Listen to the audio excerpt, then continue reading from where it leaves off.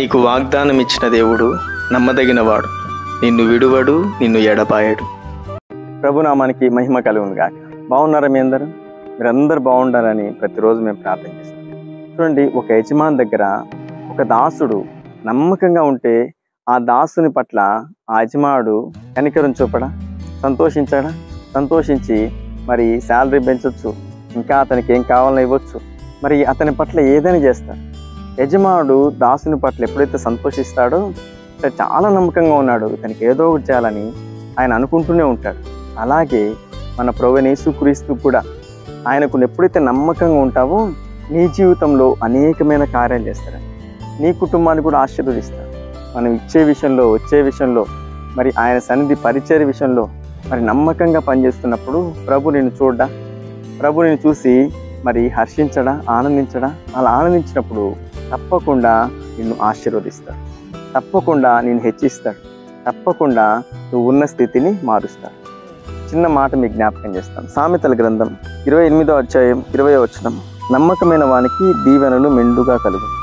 ఆమె నమ్మకమైన వానికే ఇస్తాడు దీవెన, నమ్మకమైన వారికే ఇస్తారు బాధ్యత, నమ్మకమైన వారికే ఇస్తాడు గొప్ప గొప్ప పనులు. ఆయన ఇచ్చినప్పుడు ఆశీర్వాదం పట్టుకోలేవండి.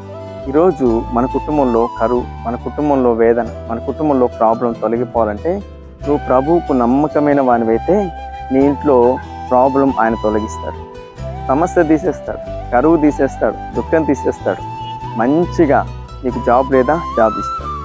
నీకు ఏ అవసరం ఉందో ఆయన నీకు పిలిచి ఆ అవసరాన్ని తీర్చి, నేను నిన్ను ఆశీర్వదిస్తున్నాను, నేను నిన్ను గొప్ప చేయబోతున్నాను, నేను నిన్ను ఎక్కలేనంత ఎత్తైన కొండపైకి ఎక్కిస్తున్నాను. ఎప్పుడు అంటే ప్రభువుకు నమ్మకంగా కనిపించాను. చాలామంది మనుషులను ఇంప్రెస్ చేయాలనుకుంటారండి, అధికారులను ఇంప్రెస్ చేయాలనుకుంటారు. కానీ సర్వాధికారి అయిన ప్రభువుని ఇంప్రెస్ చేస్తే, ఆయనకి ఇష్టం వచ్చినట్టుగా నువ్వు ఉంటే, ఆయనకు నమ్మకంగా ఉంటే నీకు మేలు చేయడాన్ని తప్పకుండా నీకే చేస్తాడు, తప్పకుండా నిన్నే పిలుస్తాడు, తప్పకుండా నీకే ఆశీర్వాదం ఇచ్చి నేను నిన్ను గొప్ప చేస్తున్నాను అంటాడు. అలా అనాలంటే మనం ఎలాగ ఉండాలి? నమ్మకంగా, ప్రతి విషయంలో నమ్మకంగా.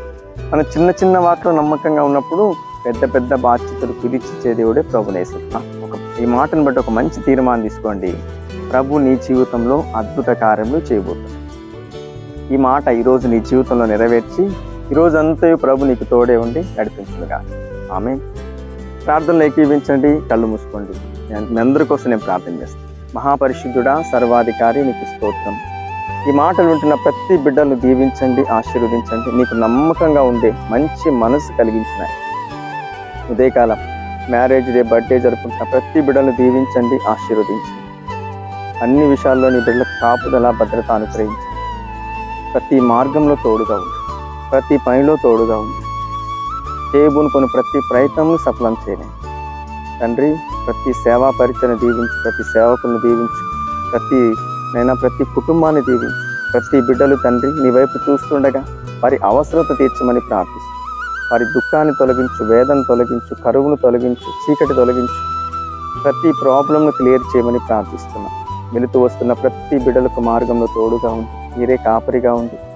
అన్ని విషయాల్లో వెనుకను ముందు ఆవరించి ఈ సత్యమైన మార్గంలో, వాక్యపు మార్గంలో నడిపించమని యేసు నామములో ప్రార్థిస్తున్నాం పరమ తండ్రి. ఆమేన్. ఇప్పుడు చూసిన ప్రతి ఒక్కరిని ప్రభు దీవించి ఆశీర్వదించి గొప్ప ఆశీర్వాదములు నీకు అనుగ్రహించునుగాక. ఆమేన్.